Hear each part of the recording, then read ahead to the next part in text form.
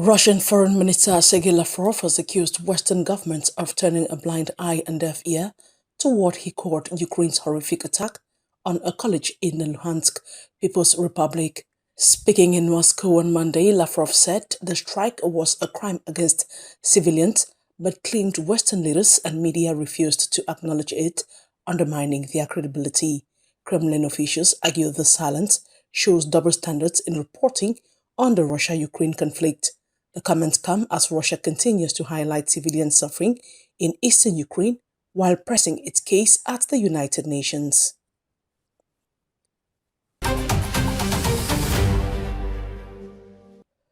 Pakistani Prime Minister Shehbaz Sharif met Chinese Premier Li Qiang in Beijing on Monday, marking 75 years of diplomatic relations between the two countries.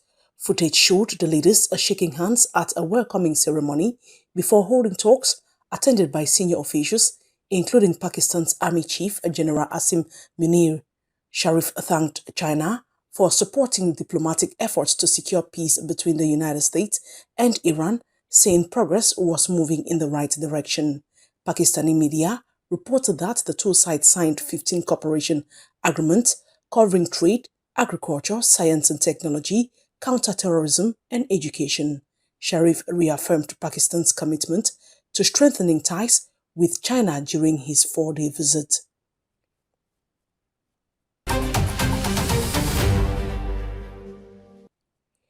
Iran says there is no deal imminent in ongoing talks with the United States, according to Foreign Ministry spokesperson Ismail Baqai. Speaking in Tehran on Monday, Baqai stressed negotiations are focused on ending the war, not on Iran's nuclear program.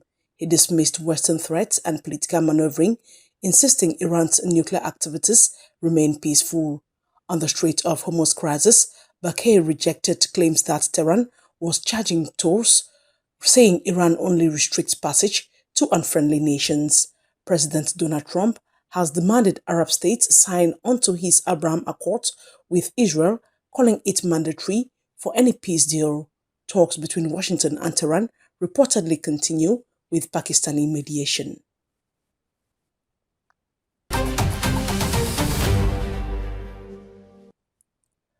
Russian divers say they discovered magnetic mines attached to an LNG carrier arriving from Antwerp, raising suspicions of a NATO plot to sabotage the vessel. Footage released shows divers inspecting the hull of the ship, identified as the Arrhenius, and removing what they described as explosive devices. Russian officials alleged the mines were intended to blow up the carrier, accusing NATO of escalating hybrid warfare against Russia's energy infrastructure. The incident has sparked sharp rhetoric in Moscow, with calls for international investigation and warnings of retaliation if Western involvement is confirmed. NATO has not commented on the allegations.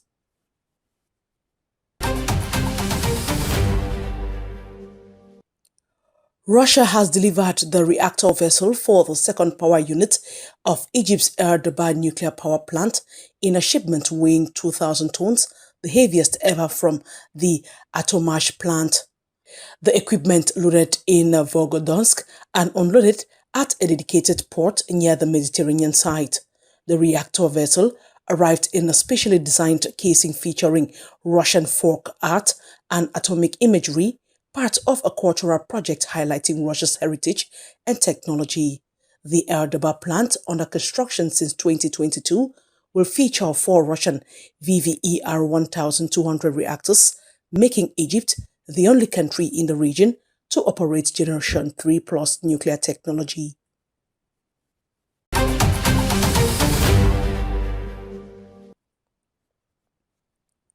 African Union Commission Chairperson Mahmoud Ali Yusuf has urged sweeping reforms to the global order, calling for Africa's permanent representation on the UN Security Council and formal recognition of colonial injustices. Speaking on African Day from Addis Ababa, he said reparations are appropriate and legitimate, while praising Africa's no permanent membership in the G20 as a historic step. Yusuf also demanded pharmaceutical sovereignty, criticizing global health systems for neglecting diseases that primarily affect Africans. He cited the Ebola-Bundibugyo virus, discovered nearly 2 decades ago, which still has no approved vaccine or treatment. He praised the Africa CDC's $319 million response plan, covering all 55 AU member states.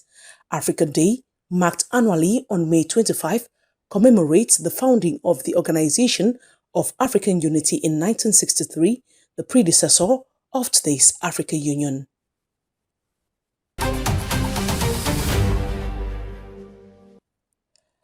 Benin's former Economic and Finance Minister Ramon Wadanyi has been sworn in as the country's fifth president after a landslide victory in April's elections. Wadanyi took the oath on Sunday before judges at the Congress Palace in Cotonou as he was welcomed by the army chief and dignitaries.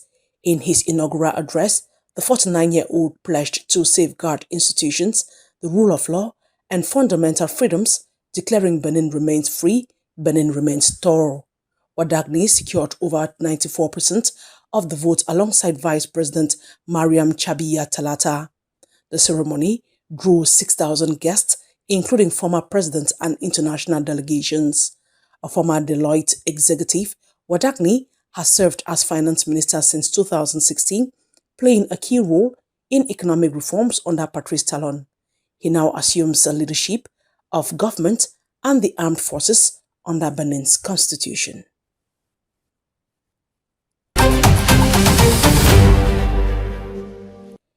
Mexico City's Gustavo A. Madero borough has unveiled a football-themed mural ahead of the 2026 FIFA World Cup, earning a Guinness World Record as the largest brush-painted mural in the world. Spanning more than 2,000 square meters, the artwork traces the history of the game from ancient board traditions to modern football's arrival in Mexico. Created by artist Carlos Badillo with a team of muralists, the project was completed in just 90 days. Guinness adjudicator Alfred Arista Rueda confirmed the record, while local officials hailed the mural as part of an urban and cultural recovery strategy. Former football star Cuauhtemoc Blanco also attended the inauguration.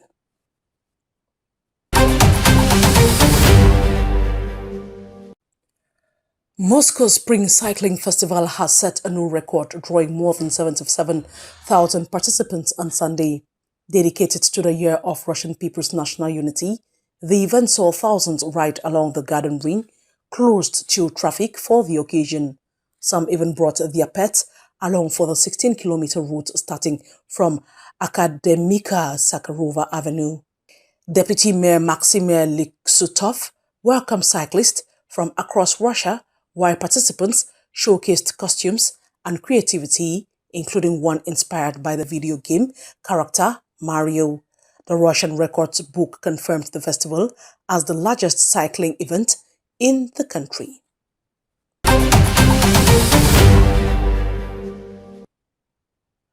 More than 1,000 people gathered in Kinkala, Congo on May 23 for the Future of Africa Festival, marking Africa Day and Children's Day.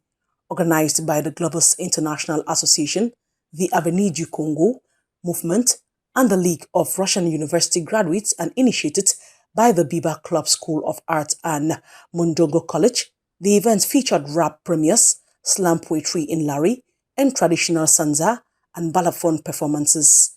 The highlight was a dance show by Pointe Noire's Pirate Ensemble, finalists of the Workshop of the Future competition. Honored guests included Senator Chara Rebecca Mundelengolo, Prefect Giusa Mukala Chumu, and Mayor Edwige Ndebeka. Organizers emphasized supporting talented youth, preserving Congo's cultural heritage, and promoting education through the arts.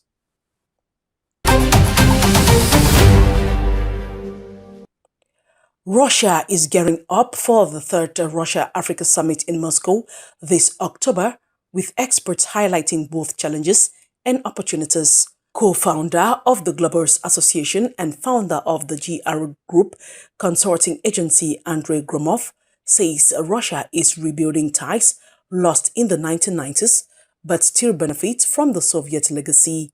He noted that Africans remember the USSR for its different approach, engaging with ordinary people and promoting high moral standards.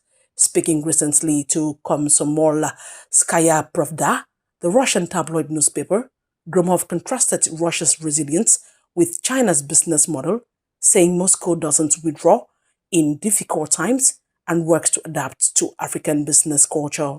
He called Africa the fastest growing market, predicting skyscrapers and rapid infrastructure growth within the next decade.